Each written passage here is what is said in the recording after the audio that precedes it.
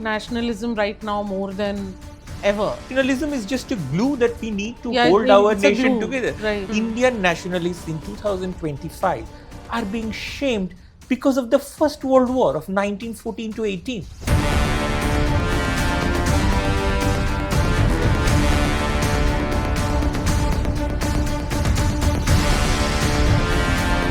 So communism has this very complicated relationship with nationalism where they reject it at every step. What is this agenda against nationalism, against civilizational pride, against your own faith? Both Nazism and fascism, they have Christian roots. Fascism is basically Christian authoritarianism. Yes, fascism. It's like really in vogue these days. Where has that come from? And do you think like we have a fascist leader right now? The RSS embraces violence in the tradition of Tilak. But these are the people who will make the most noise about freedom of speech and... Because unless the population is homogeneous, how will we make our homogeneous little heaven? Do you think that framework will work for India? They would say, you mix religion with politics and look where it got us. And that's true. Pakistan mixed religion with politics and look what happened to them. Fair enough.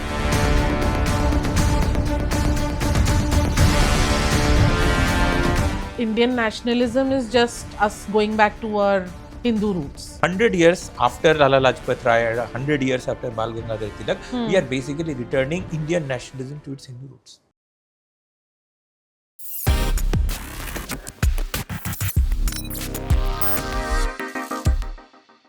Hello everyone and welcome back to Bluntly Yours. Today I have someone with me in the studio who's an expert in a subject I know absolutely nothing about.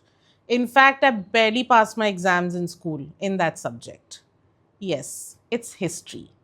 And I have Abhishek Banerjee, who's a prolific Twitter warrior, should I say, right? With 100K followers, and he tweets extensively on political and social issues, busting liberal agendas, busting myths, busting political narratives and whatnot. Welcome, Abhishek. Hi, Shuchi. Your first podcast? Absolutely. Looks like. Yeah, and you can sense my level of nervousness and excitement both. I can. Yeah. And so let's start with this, right? Is it true that you're a BJP IT cell troll? That's what the rumor goes. देखो मैंने सोचा तो है कई बार. But to be honest, I see myself more as a history enthusiast. So if you ask me, why are you on social media? I would say it is key to compensate for what I see as a number of fake historical narratives that are in circulation, like words that we keep using every day, keywords, secularism, nationalism, fascism, communism. But do we really know the meanings of those words?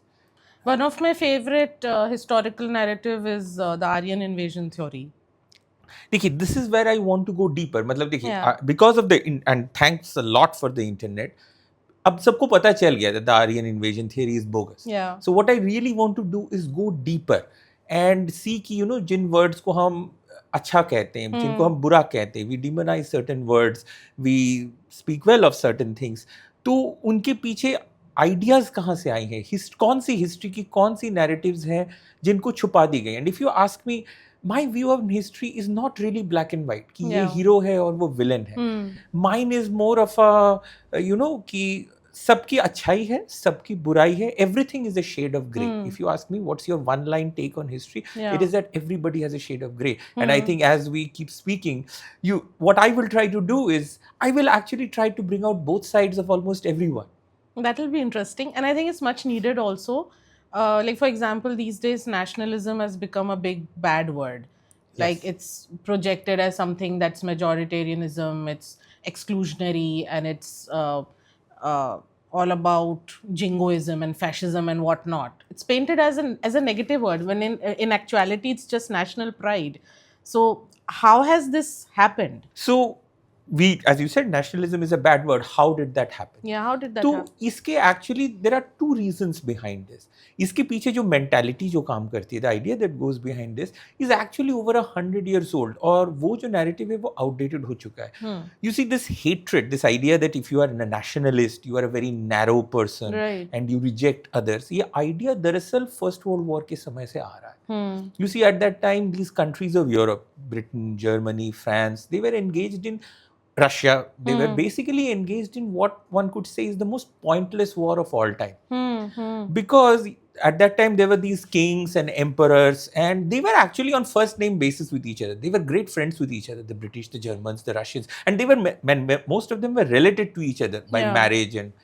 But for some reason they were making all these people fight, and young men were dying by the millions. Like on battlefields of the Somme, there was like one German soldier dying every 45 seconds. And these are young guys. Some of them are 16 years old, 17 years old. And they were dying for nothing, for just an ego clash between kings and queens and emperors. So, उस समय जो एक generation पैदा हुई, जिनकी thinking First World War से influence रही, they got it into their heads that nationalism is this very stupid vanity kind of thing. It's a vanity thing that a king or an emperor does. Because to be fair, why was the Germans and the British fighting each other? Purely for vanity. There was no other reason. There was no larger cause to it. There was no larger cause. The war was completely pointless. At one point, the German soldiers, they put up a placard saying, the British are fools, and the British shoot that placard down. Then they put out another placard saying, the French are fools, and the British shoot that down as well. Then they put up a placard that says, we are all fools, let's just go home. And then they don't shoot that down because everybody knows it's true. That they were fight. So what happened was, why did the word nationalism get this baggage, this poor image? It's because of the First World War. But mera jo nationalism, what I want to say is, when I am an Indian nationalism, mera jo hai, it has absolutely nothing to do with the baggage of the First World War. Exactly. So why is my nationalism being shamed because, the British and the German and the Roman and the Russian emperor, they were friends, and somehow they were making their young men fight each other. Uska koi bearing nahi hai on Indian nationalism. But our historical context is very different. For a country like ours, we need nationalism right now more than ever. Exactly. Nationalism is just a glue that we need to hold our nation together. Right. So it's very foolish that we are being shamed, that Indian nationalists in 2025 are being shamed because of the First World War of 1914 to 18. But I also want people to understand the people who are shaming nationalism, where they are coming from. But are they really coming from there? I don't think they're even that educated or that well-informed, well-read to know what you've just said. Yes, that is an absolute possibility. They are doing a kind of monkey see, monkey do. वो कहते हैं never attribute to malice what you can attribute to stupidity. So that is absolutely possible. But at least if you assume that at least some of them are well-read or have good intentions, then what they are really doing is they are hung up on battles from World War I. Comparing apples and oranges. Exactly. And the other reason that I would say is nationalism has got a bad name is basically what I would call a pure fraud on history.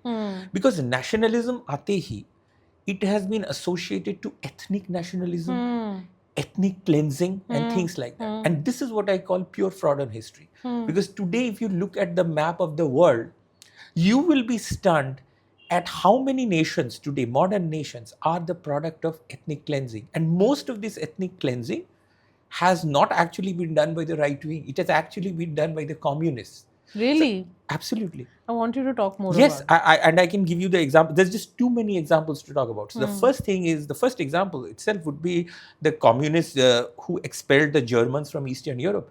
Do you know how many Germans were expelled from Eastern Europe after the Second World War? How many? 12 million. Fuck.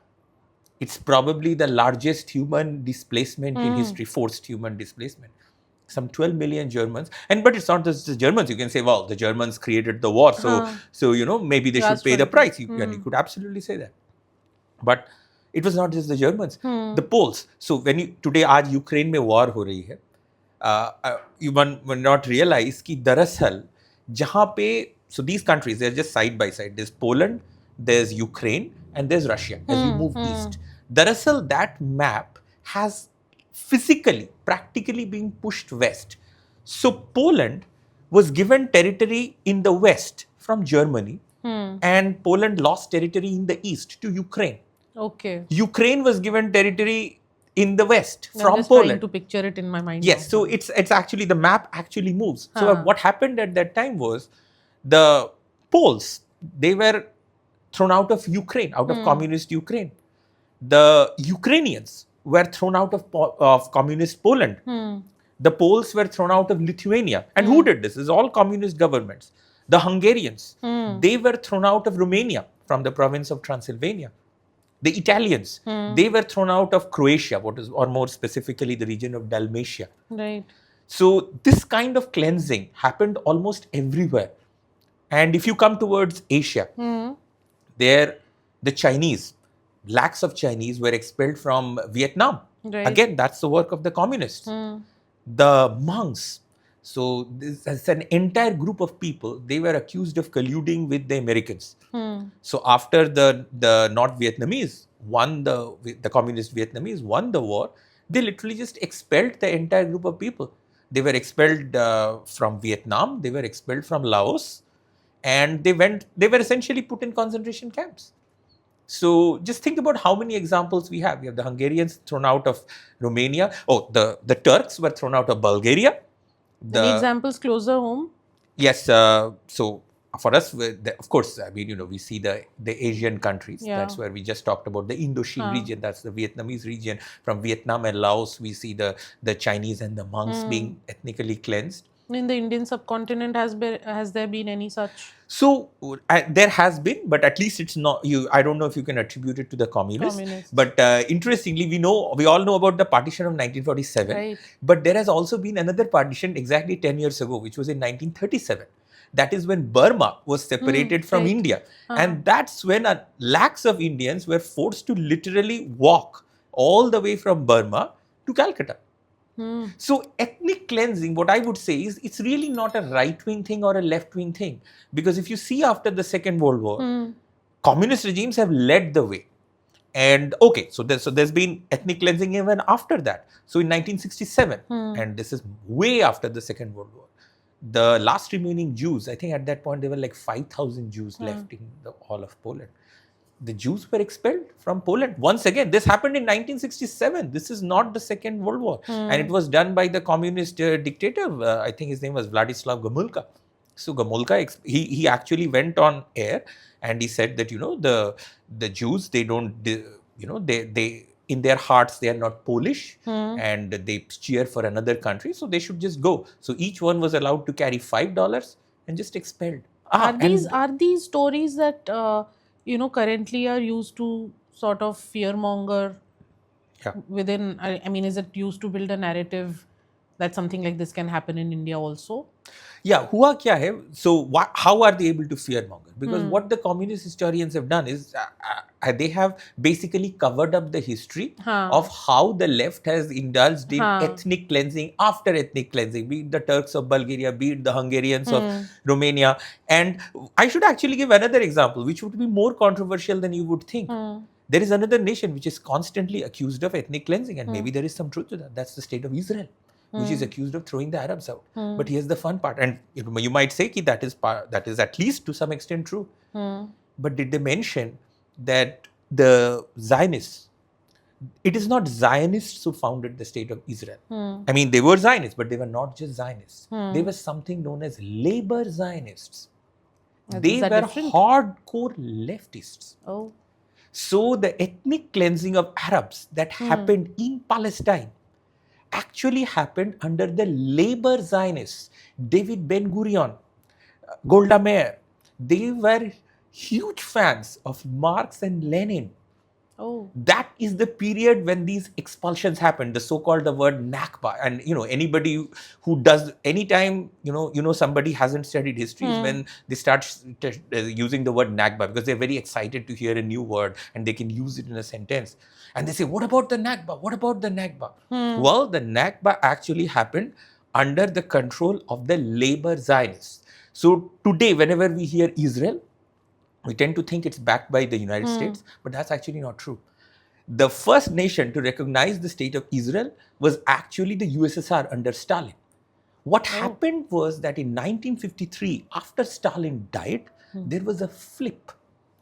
When the communists went over to the side of the Arabs, and the United States went over to the side of the Jews. Before that, it is actually, because these are actually Eastern Europeans. The main thrust of the state of Israel came from the Eastern Europeans. And these were mostly sponsored by the communist USSR. There is a reason for that, because during the First World War, you see, the Russians had signed a secret treaty that they would have all these regions of Palestine, Jerusalem, and all these regions. So all these histories, they are all fascinatingly tied together. Right. So the communists, they treat the war, they see themselves as a successor state of Russia. And there's actually a fascinating change in terminology. If you understand how communists think, there's a fascinating change in ideology. See, when the war began, for when the USSR was invaded on June 22nd, 1941, in the beginning, the USSR treated it as, like an attack on the USSR. So because, communists, they claim that they don't believe in nationalism. So it was an attack on the USSR. It was an attack on the peasants and workers of the world. But as the war progresses and the Soviets do very badly, Stalin realizes that's not enough. So he decides to rebrand the Second World War. If you ask the Russians today, they call it the Great Patriotic War. Yeah. Now, you might think, well, what's the big deal? They were fighting for their country. But if you know how communist ideologues think, for them, it's like pulling teeth to admit that they are not fighting on behalf of the peasants and workers of the world. They are fighting for their country, which is Russia, which is as the Stalin says, the first among the peoples of socialism. And therefore, it becomes the Great Patriotic War. For a communist to admit to being a patriot, that's a huge deal. But what is like the larger war about? What is this agenda against nationalism, against civilizational pride, against your own faith? Because that seems to be a common thread running Absolutely. across, right? Absolutely. That, you have to always be apologetic about your identity, always be sort of self-flagellating, if I may say. What are they hoping to achieve? Like just control that, keep the society and the nation a little shaky so that there's control over the narrative, or is there something larger to it? Yeah, you see, if you look at the left, they are very doctrinaire about everything. Yeah. So in their worldview, the party is everything. The loyalty to the party and the class war is everything. So if there is something that they cannot explain by means of class struggle and class solidarity, they will just reject it completely. So these identities, religious identities, cultural identities, national identities, the communists, they just see it, the communists and large parts of the left who are basically communist adjacent, they see it as an affront to their most basic ideology. So it has to be wiped out. So these nationalism has to be wiped out, even though communist regimes have led the way in ethno-nationalism. Right. So you see this delicious contradiction that is there. Yeah. Even though they claim that they are above nationalism, in fact, whenever a communist regime comes to power, the first thing they do is ethnic cleansing. And there's a reason for that. Because see, communism by itself, and everybody knows this, is based on homogeneity. You have to make the whole country start doing the same thing. They must wear the same thing. They must do the same thing. They must have the same. But in order to achieve that, at a very basic level, the population needs to be homogeneous. So it's not. So why did Stalin create these states after the Second World War? So he made Poland 100% Polish. He made Romania 100% Romanian. So why did they make Bulgaria 100% Bulgarian by throwing out the Turks? Because in order to have that uniform utopia, ultimately they had to first make the population uniform. But these are the people who will make the most noise about freedom of speech and dissent and fascism and dictatorship and all of that. So when the communist Vietnamese, they take power in Saigon, the first thing they realize is, well, now we are going to make our ideal uniform communist state. Well, for that you have to get rid of the Chinese and you have to get rid of the monks. Because unless the population is homogeneous, how will you make our homogeneous little heaven? It's like they say, na, bachpan mein sab log communist hote hain. Then they grow up because better sense prevails. So this is what communism is. And so communism has this very complicated relationship with nationalism where they reject it at every step, but they will embrace it every single time. While we are on the topic of nationalism, let's delve a little deeper. What do you think about Hindu nationalism? Yeah, so Hindu nationalism, it is also a branch of nationalism. And so in India, of course, it's a very loaded term, but the question is, where did it come from? Yeah. So you see, in the beginning, when our national movement was beginning, At that time, in reality, it was basically Hindu nationalism, because when the idea that, you have to fight against the British had to come, so the first thing that these ideologues came up with was they had to appeal to the larger Hindu sensibility of the nation. Right.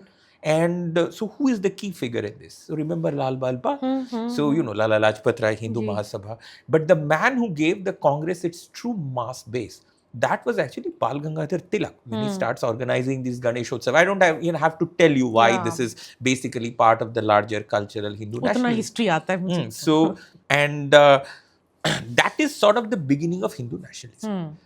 And this is not just me saying this, because you might say that, I'm trying to create a past for it. No. Even if you read the leftists, they agree with this. And, you have these like hardcore communist historians like Eric Hobsbawm. These are like star historians on the left. They go as far as to say that the RSS was basically born out of the ideas of Tilak. If you read their books, so these are the books that are published outside India, but not out of Mussolini. Exactly, because if you say, because Tilak has such a great image in India, if you say that the RSS was born out of the views of Tilak, well, then you're kind of doing them a favor. So the left is, because they control the narrative, they are very good at setting these compartments. So outside India, they'll say, oh yeah, but they're doing something in the tradition of Tilak. And even there are some guys, this French guy, Christophe Jaffrelot, he isn't a historian. I don't think he's smart enough to be a historian. He's a political scientist. So he has, if you read his book, it's in French, La and de Modi's India. Achha. In that, he says the RSS embraces violence. I'm sort of roughly quoting him. The RSS embraces violence in the tradition of Tilak. Achha. So they, and you look at people like Eric Hobsbawm, they are viciously against Tilak. So they recognize this point. So this is how, so the first beginning of Indian nationalism is through Hindu nationalism. This lasts somewhere up to like 1916, 1920. Again, we are basically going back to the pivotal moment of the First World War. That is when a change happens. That is when you have the Indian nationalism starts getting a more secular character. There are basically two reasons for this. One is, during that time, a lot of these people, they start supporting the Khilafat in Turkey, that is to restore the Caliph of Turkey. Now that is if you ask me, that's a crime against humanity on its own, because the Caliph of Turkey had carried out the Armenian genocide. He had massacred 3 million Armenians. So wanting to restore him is basically the same thing as wanting to restore Hitler after the Second World War. It's basically, there's no difference. Let's not make bones about it. And if you read Nehru's Glimpses of World History, some of it is just shocking, where, so it's the Turks who are wiping out the Armenians. And Nehru just says, well, they were killing each other. They were just killing each other. Imagine if somebody tried to describe the history of the concentration camps in the Second World War as the Jews and the Germans were just killing each other. So if you read what Nehru has written about the Armenian genocide, it's basically the same apologetics, because unlike the Germans, the Turks do not accept the Armenian genocide. They reject it completely. They say it's lies. So when you read Nehru's Glimpses of World History, he's basically repeating every lie, virtually every lie that the Turks have told over the last 60 or 70 years, last 100 years, in fact. Nehru is basically echoing them, and he's just copying them. What is his incentive to do that? Now, see, you can, again, like I said, I don't want to say somebody's a hero, somebody's a villain.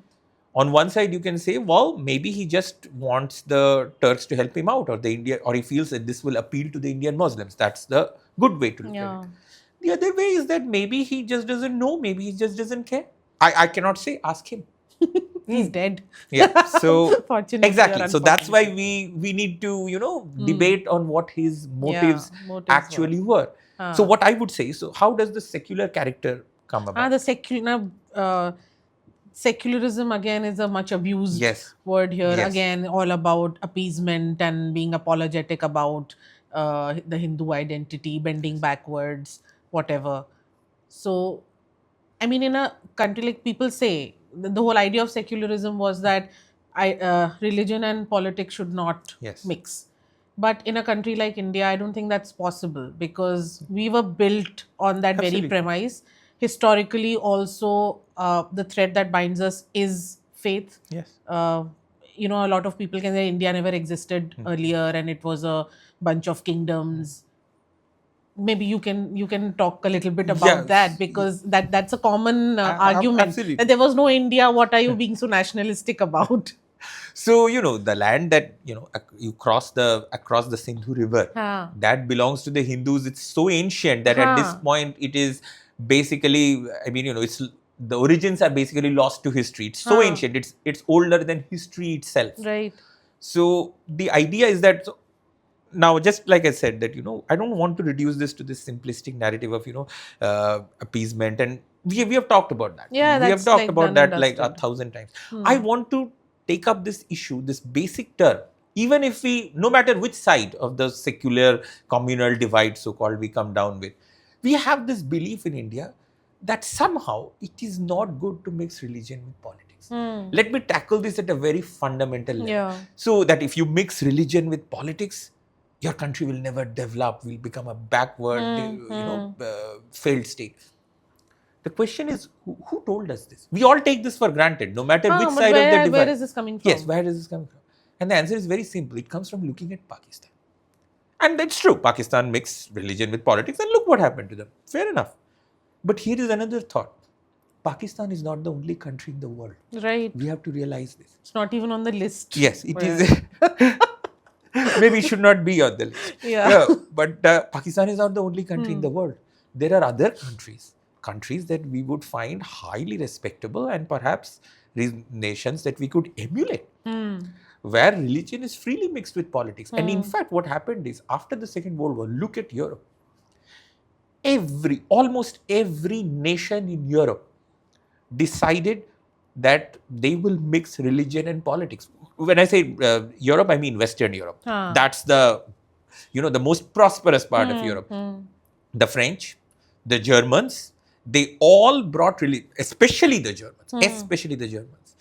They brought religion into politics. Italy, they're officially Christian nations and doing great. No, that's just, that's just some term, that may be like a formality. But I'm talking about real religion in politics. So the Christian Democratic Union, which rules, which right now they're out of power, but they're almost 80% of the time they're in power.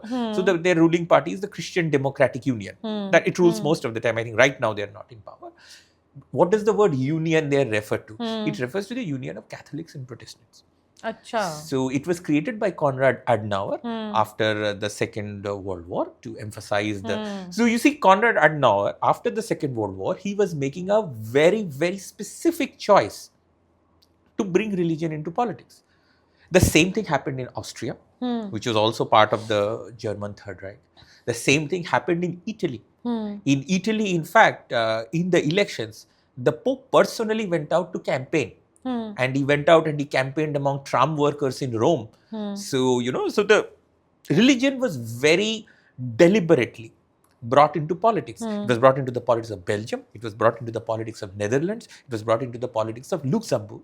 And what happened was that there were these parties that were born. These were called the Christian Democrat parties. It's not just Germany, it's all through. And these parties dominated France, Germany, most of those countries, Italy, for the largest part between 1945 and 1975. And if you think about that, that was the period of perhaps the biggest bounce back we have seen in history, because these countries had been bombed to dust. True. They had nothing left. But the Christian Democrats, to their credit, they mixed religion with politics. But look at the results. Can you argue with what Western Europe achieved after the Second World War? They could have become failed states, but they didn't. In fact, in 1945, there was nothing left in Germany. By 1965, we were begging the Germans for aid. True. Controversial question. Yes. Do you think that framework will work for India? It should. It depends on the nature of what we can create in terms of, if you say, if you want to use the word Hindu Democrat, if you want to create Hindu Democrat, right? Then how they are able. So what I'm trying to say is that we have to come out of the idea that if you mix religion and politics, you will automatically end up with something bad. Yeah. It depends on what you do with it. It absolutely depends. And this is where the gray zone comes in. During the Second World War, the relationship between Christianity and fascism and Nazism was really terrible. And this is another thing people forget. Fascism and Nazism had very clear Christian roots, and we'll come to that. Despite that, after the war, you see, if such a thing had happened in India, God forbid such a thing would ever happen in India, but just imagine what the reaction from the left would be. They would say, you mixed religion with politics and look where it got us. Right. But what happened in Europe? After mixing religion with politics, they got fascism and Nazism. They got some of the worst things. Right. So when the war ended, did they say, okay, we are done with religion, we are tossing it into the garbage? No, they did the opposite. They said, no, we will form Christian Democrat parties. And it was through that they achieved their bounce back after the Second World War. So this idea that religion and politics mixing will automatically give you something bad, that's just an idea that is unsupported by history. So for instance, who brought peace to Europe? Europe used to keep fighting. I mean, they just had 2 world wars. Who brought peace? It's the European Union. It's the coming together of European countries. So the roots of this go to what was known as the ECSC, the European Coal and Steel Union. And it is noted that all 6 countries, all 6 foreign ministers who signed the European Coal and Steel Community, community, all 6 of them were Christian Democrats. And it's not like people didn't notice this at the time. This was very well noticed at the time. And what happened next was, not only did they bring prosperity, not only did the Christian Democrats bring prosperity to Europe, religious parties actually became the instrument to fighting oppression in Eastern Europe, communist oppression. So in the 1980s, when the communist dictatorships of Eastern Europe began to fall, it was actually the religious parties which became the engine for vocalizing the public anger against. And when you see history like this, you realize that everything is actually political. So who is the kingpin? Who is the main communist Eastern Europe country? It's Poland, right? Which is the main communist dictatorship. Yeah. It's the kingpin that holds the other communist dictatorships in place. And then you realize that in that period, you have a Polish Pope. It's a political move. Let's be clear. Why is there a Polish Pope? Because the Polish Pope will bring religious feelings into Poland. And that was used to bring down the communist empires. And it's not just the Catholics or the Protestants. Even in the nations like Romania, which belong to the Orthodox, which are closer to the Russian Orthodox Church. Even there, you have these incidents where, so when Ceausescu, the communist dictator Ceausescu, is one of the most brutal dictators, when his regime is brought down, there are these records of this priest who comes out and faces the tanks and he starts praying in front of them. And, Ceausescu has sent his tanks over, and this young priest, he just walks over and he just goes down in front of the tanks, in front of his knees, and he starts reciting the Lord's Prayer. Our Father who art in heaven. And Ceausescu, the dictator, is overthrown. And by the way, Ceausescu is executed on Christmas Day in order to send the signal that this is a new beginning. So it is actually a revival of religion all across Europe that brought an end to oppression. That doesn't mean religion can't cause oppression. Exhibit 1A, Pakistan. Or Exhibit 0A would be Nazism and fascism, which were also Christian. So all I'm saying is, I'm not saying go mix religion with politics. All I'm saying is, don't assume that if somebody is mixing religion with politics, it will necessarily throw up poisonous cocktails. Like you said, it's not black and white. Exactly. So another overused word thrown around on social media is fascism. It's like really in vogue these days. So where has that come from? And do you think we have a fascist leader right now? So basically, hota kya, if the left disagrees with somebody, they call that guy a fascist. Now, the reality is actually that, so what is fascism? Like I said, both Nazism and fascism, they have Christian roots. Fascism is basically Christian authoritarianism, or to be correct, absolutely accurate, Catholic authoritarianism. So, to substantiate this, I mean, the first thing people should be aware of is, everybody's heard of Vatican City. Who handed over control of Vatican City to the Pope? It was Mussolini, through what was known as the Lateran Pact of 1929. And whenever we hear fascism, we think of Mussolini, who is perhaps the most well-known fascist, but he is not the only fascist. It's also said that the RSS ideology draws from हाँ वो तो Mussolini. बहुत बाद में आता है but हाँ. The thing is उस समय there were a number of regimes. Mussolini was not alone. There were a number of Catholic authoritarian regimes which were all supported by the church. So for instance, there was Philippe Pétain. He was the fascist dictator of France. There was Salazar in Portugal. There was Francisco Franco, another Catholic fascist dictator of Spain. There was Pavelic in Croatia. There was Schuschnigg and Dollfuss in Austria. So if you now think about the map of Europe, they are all filling up. France, Spain, Portugal, Italy, Croatia, Austria. So, and fascism was so influential because it was at the place where you truly see that it's Catholic authoritarianism is because they had fans in Canada too, but not everywhere in Canada. In Quebec, that's the French-speaking Catholic part of Canada. That's where Pierre Trudeau, that's Justin Trudeau's dad, allegedly, who forms a fascist organization, fascist youth organization during the Second World War to support Mussolini. And in fact, Pierre Trudeau gives speeches saying those who are going over to fight Hitler and Mussolini, they should be impaled alive. Pierre Trudeau makes this speech during an election in the district of Outremont.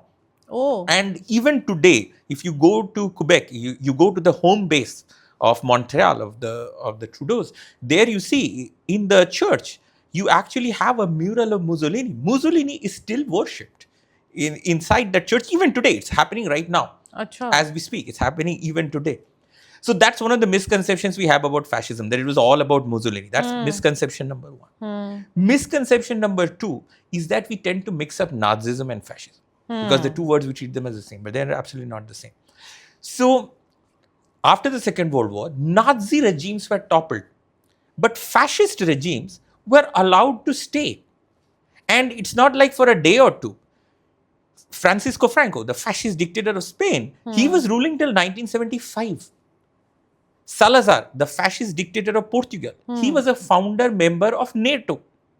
So fascism was very much legitimized. In fact, what happened was when the Americans, after the Operation Torch landings in North Africa, when they deposed when they were fighting against Philippe Pétain, who was one fascist dictator of Spain, of France, they replaced him with François Darlan, who was another fascist.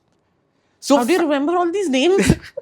so fascists were, in many cases, fascists were replaced in both France and Italy. The Allies during the Second World War, we are told that they were fighting against fascism. No, they were just replacing one fascist by another fascist. So Philippe Pétain was replaced by François Darlan. It became an international incident. Then Darlan got assassinated. That's a very shady assassination. But in Italy itself, so Mussolini was overthrown. But that doesn't mean fascism was overthrown. Then the Americans, they took another fascist by the name of Pietro Badoglio, and they formed a new fascist government in Italy, this time supported by the Americans. Now you say, oh, I always knew America is bad.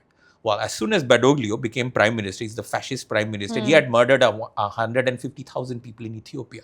So he's a mass murderer par excellence.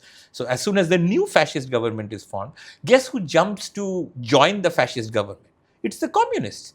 So Badoglio becomes prime minister, and the communists, they say, well, why should we lag behind in supporting fascism? So if the fascists are going to get their prime minister, we'll become deputy prime minister in the fascist government. So that's Pamiro Togliatti. So Togliatti joins, who's the legendary Italian communist leader. He joins as the deputy of Italy's fascist prime minister. And then Togliatti proceeds to create what is known as the Togliatti amnesty. So he gives a complete amnesty to every fascist. This is the communist for you. Every communist, the first allegation when they are angry with somebody is like, oh, you're a fascist. Oh, does that mean you want to be my deputy? Because that's what communists traditionally do. Right. So that's the relationship between fascism and Christianity. And they are all supported by the Pope. Like I said, that it all comes from the Lateran Pact, which was signed between Mussolini and the Pope. So they had similar arrangements with other fascist regimes. And yes, the church actually took the lead. The church actually took the lead in getting the Nazis and the fascists to come together, because the Nazis and the fascists actually used to hate each other. The fascist dictator of Austria, I just mentioned him, his name was Engelbert Dollfuss. Dollfuss was actually assassinated by the Nazis. The Nazis and the fascists used to be enemies. Why? Because the Nazis were in Germany and many of the fascists were in Italy. And Germany and Italy used to compete over who will control Austria. So the Nazis and the fascists used to be on opposite sides. It's actually the church which took the first step towards bringing them together. So just like the church signed an agreement with Mussolini, it went and signed an agreement with Hitler, which is known as the Reich Concordat. And that legitimized Hitler's rule. And the church was so happy with this that the Vatican ambassador, who I think is called the Apostolic Nuncio or something like that, who got the deal signed with Hitler, he was rewarded as the next pope. Said, your services to the church just can't be compared. I mean, bringing the Nazis and the fascists and the church together in the same place was the greatest thing anyone has ever done for Christianity. So how did this come to be equated with Hindu nationalism? Exactly. It's basically, I would call it just trolling. So what they have done is they have taken real history, tossed it out of the window, and there they have put in this fantasy version of history, because nobody will sit down and tell you the actual history of Nazism and fascism. And here is the surprising part. In case you haven't noticed, the Pope still controls the Vatican. So the treaty with Mussolini is in force today, and still today. And by the way, it's not just the treaty with Mussolini which is still in force today. The Reich Concordat with Hitler is still in force today. Really? And yes, and it was quoted in German law like 4 or 5 years ago as well. So it gave the church special privileges, and those privileges are still there. The Reich Concordat is still legally in force. So everything about Hitler was abolished, but his agreement with the church was never abolished. Incidentally, the church did consider excommunicating Hitler, because Hitler was a Catholic. They all tried to cover up this fact. Hitler was a Catholic. Was the reason they tried to excommunicate him? They did consider this, not for what you would think. No, not for killing anybody. It turns out that Hitler had attended the wedding of his close friend Joseph Goebbels. That's the propaganda head. And turns out that Goebbels was getting married to a woman who wasn't Catholic. So the church was like, we can't bless such unions. Maybe we should excommunicate this guy, Adolf Hitler. I mean, he might be, trying to do a genocide, but that's completely beside the point. The important thing is, shadi pe chala gaya. I mean, how can you? I mean, next thing you know, it's like anybody will get married to anybody. ये सब school में पढ़ाते ना, थोड़ा interest भी आता है इसमें. Yes, this is the way, and people would be stunned at. So what happened? So, and this is not just at a time of the war, even after the war. It is the church which took the lead in helping Nazis escape from Germany. So Adolf Eichmann, he is this is not Adolf Hitler, Adolf Eichmann. He is the mastermind of the Holocaust. He is the guy who comes up with all these gas chambers and everything. He was smuggled away to South America, where he was given a new name, Ricardo Clement. And, there is this, and the church helped him get away. And yes, how did the church get this done? They did it with the help of the Red Cross. Anything you pull out in history has these unbelievably embarrassing associations. The Red Cross helped them out. And they got these guys to South America. And there's this very famous story where in the 1960s, the Israelis, the Mossad goes there and they pick up Ricardo Clement. They bring him to trial and they hang him. Adolf Eichmann. Israel doesn't forgive its enemies.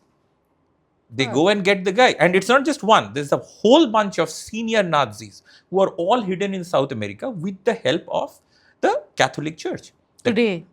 I mean, I guess they are not alive anymore, but they're too old to be alive. But they were en masse. These came to be known as the rat lines. What they would do is they would come from Germany, they would cross the Alps, they would get over to Austria and Italy, and there, using the Red Cross, the church would give them a new name and a new passport, and using that they would escape to South America. This was the standard way for all the Nazis to escape Germany after the Second World War. So that's what I'm saying. So when you pick up these things and say that, Hindu nationalists are inspired by fascists, we hear this jibe constantly. A lot, yeah. And it's so ridiculous. They have taken up a piece of trivia. There's some truth to it. Of course, they did speak certain things in favor of fascists and Nazis. But here's the thing. Back then, Basically, everyone did. Like I gave you the example of the Red Cross, but it goes more. I told you about the involvement of the church Right. with the Nazis and the fascists. Of course, the communists were involved, and it's not just limited to joining Badoglio's government. I mean, the Second World War started because Hitler and Stalin became allies, and they jointly invaded Poland. So it's the communists who are military allies of the Nazis, but such is their control over history that the military allies of the Nazis, they have found some guy in faraway India and like, oh, you are the Nazi. No. I may have joined hands with the Nazis and been their military ally, and we jointly occupied Poland, and then we threw a huge victory celebration in the city of Brest-Litovsk. The video is still available, by the way. But It's not gone anywhere. But you're the Nazi. And it's not just the communists, it's not just the church, it's almost every big figure you can think of. Mussolini became the ruler of Italy in 1922. And the last fascist, as I said, was probably Francisco Franco. That is still 1975, who was ruling Spain. In between, basically any political force, any political party you can pick up, practically anywhere in the world, they have praised the fascists at some point. Mussolini used to be a superhero in the 1930s. So there were songs written in London about him. You're the top, you're Mussolini. It was so popular. Mussolini was a hero. Roosevelt would write about how much he admired Mussolini. Roosevelt admired Mussolini. Churchill admired Mussolini. And all these people, after the Second World War, they suddenly like, no, we had nothing to do with it. And these people, and so Francisco Franco was probably the last explicit fascist, but people with Nazi roots or fascist roots, they kept ruling Europe for a very long time. I just mentioned, the Christian Democratic Union, which brought peace to Germany. Interestingly, it was formed by Konrad Adenauer. I think I mentioned his name as well. Konrad Adenauer was a member of the Catholic Center Party. So the Catholic Center Party is the party. So you see, how did Hitler become dictator? It's not like Hitler suddenly jumped out of the sky someday and said, okay, from today I am the dictator of Germany. I think there is one Germany-based YouTuber who has been peddling this, that, suddenly he says, I am the dictator. Yes. No, he didn't say that. What Hitler did was, Hitler passed a measure in the German Reichstag, saying that the constitution is basically worthless. Whatever Hitler says will go. But in order to pass that, he needed a 2/3 majority. Now, people would be familiar with this kind of thing. But the Nazis didn't have 2/3 of the votes. How did they get 2/3 of the votes? Because the Catholic Center Party voted for them. So it's Konrad Adenauer's party which voted for them. And that's how Hitler became the dictator of Germany. So everything that we hear about that followed from the Catholic Center Party supporting them. But what happens after the Second World War? Konrad Adenauer, he just says that, I got nothing to do with them. I may have supported them, but so what? We still have the letter that Konrad Adenauer wrote to Hermann Goering, explaining all the good things he has done for the Nazis, I think in the city of Munich. But that doesn't matter, because when you don't control the narrative, the only letter that anybody has ever read is Savarkar's letter. Oh yeah, tell us about that. Yeah, so so this is a case where you take something that is a small piece of trivia, and because you have all this power, you say that this is the only thing that matters. So, for instance, let me take the most obvious one. I think Rahul Gandhi himself mentioned it. Savarkar signs the letter, "Your obedient servant." I mean, that was standard English at the time. In fact, you can read the official letter from Churchill to the Japanese ambassador saying that we are declaring war on your country. And Churchill finishes that letter with, "I remain your most obedient servant." So this was just standard English at the time. But let's just leave that. So Savarkar wrote a petition to the British. Fine. But Konrad Adenauer wrote a petition to the Nazis. They had fired Konrad Adenauer from his job in Munich. So he wrote a long letter to Hermann Goering explaining all the ways he has been useful to the Nazis. And the Nazis said, okay, cool. And they gave him money. They gave him a nice bungalow. He spent his time chilling. And after the war, he suddenly comes out as the most anti-Nazi guy of all time. And the most shocking part about this is, if you go to the website of the European Commission today, they actually say that Adenauer fought against the Nazis for his pension. So when you're white and Catholic, begging for a pension from the Nazis becomes part of a heroic struggle. So what I want people to realize is, So we know that after independence, the Congress came to power. Suppose the Congress didn't come to power. Suppose it was these Hindu nationalist parties that had come to power. Today, Savarkar's petition to the British would be seen as an act of heroic resistance. True. It may be a cynical view, but that's how the world works. Because Conrad Adenauer became the Chancellor of Germany, and he ruled all the way, I believe, till 1963 or 67. I could be getting the date wrong. So almost 16 years he was in power. That's why Adenauer begging for a pension from the Nazis becomes heroic resistance. And now a lot of people in India might not be familiar with Adenauer. They're like, क्या बोल रहा है, किसकी बात कर रहा है, कभी नाम नहीं सुना. ठीक है, अगर एडनॉर से चल नहीं रहा है, मैं किसी का नाम लेता हूँ जिसके बारे में सब जानते हैं. चलो लेनिन का नाम ले लेते हैं. Where was Lenin during the First World War? Lenin was actually in Zurich, in the pay of the Germans, living in a house paid for by them, collecting money from them. The communist newspaper, Pravda, was totally funded by the Germans. Bolshevik जब revolution हुआ, so the Bolsheviks who were protesting in the streets, they were getting paid 10 rubles a day from the Germans. So when Russia में जब revolution हो जाए, उस समय Russia and Germany were at war. It's very simple. World War I में. And when you are at war, you want the government on the other side to be toppled. So what the Germans did was, they had this guy who was their agent, Lenin. So they paid this guy to take Russia out of the war and surrender to Germany. It's very simple. So the Germans put Lenin on a train. They smuggled him in through Finland to St. Petersburg, which was then called Petrograd. So they smuggled him to Petrograd through what is now called Finland Station. Through Finland, they brought him there. So Lenin was basically a German agent in pay of the German imperial government. So now look at a communist in the eye and remind him that his most beloved communist revolution is funded by the German imperial government. And if you don't know that, and most people don't know that because it's never in the textbooks, where does it leave the ideology of communism? Where are the peasants and workers in the picture?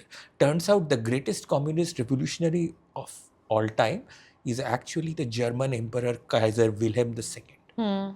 So once you realize that the original and the greatest communist in the world is the Emperor of Germany, then you realize that everything is a matter of power. The reason Lenin is a revolutionary and Savarkar is a quote-unquote traitor is because Lenin had power. And Savarkar didn't have power. Yes, jiski lathi uski bhains. And so these guys, so Lenin was paid by the Germans to betray his country, and then he surrenders the entire Russian empire to Germany. Incidentally, during the Second World War, there was another Russian traitor who was betraying his country, again, Russia, and surrendering it to the Germans. So basically, the world wars are always about Russia fighting Germany. That's the basic plot. Even though at the beginning of the Second World War, the communists had signed an alliance with but they broke it in 1941. So there was another guy on the Russian side who decided to betray his country. His name was Andrei Vlasov, and he formed what was called the Russian Liberation Army.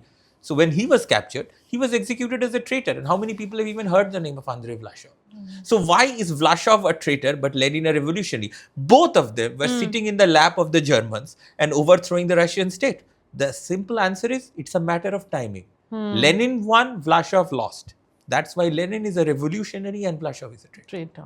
So from whatever you've told me, it looks like Indian nationalism is just us going back to our Hindu roots.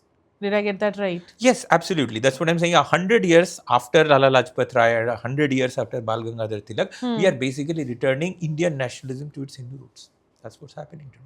And one last question. What is your favorite historical narrative to bust? Your all-time favorite? This is very hard because there are so many. I know, I've been listening to it. How does this guy know all this stuff, and why does he know all this stuff? It's just so many. If you give me one, maybe, I would go with the fact that, Lenin was in the pay of the Germans, because I genuinely cannot get over the fact that the communist revolution was a product of German imperialism. German imperialism undersigns that. The other one that I would mention definitely is the fact that communists and Nazis were military allies at the beginning of the Second World War. I would definitely put that among one of my top narratives. If I have to pick a third one, it would definitely be the involvement of the Catholic Church with sponsoring fascist regimes all around the world. Not just Mussolini, Italy, but also Pétain in France, in Portugal, in Spain, in Croatia, And I would also point out that, fascism might be closer than you would think, even in the Croatian-Serb conflict, which is 1990s. That's really not World War II.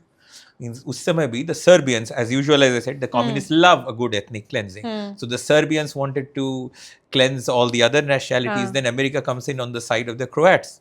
So, and it begins to support Croatian fascists. So fascists are getting a lot of support. Communists are doing a lot of ethnic cleansing, but somehow all the blame is going to the Hindus. Wonderful. Well, that was a lot of cerebral overload for me for a day, but I've come out of this podcast a lot more curious about history and a lot more well informed, I must say, and I hope you feel the same. So until next time, stay blunt, stay brutal, stay fabulous. Bye bye.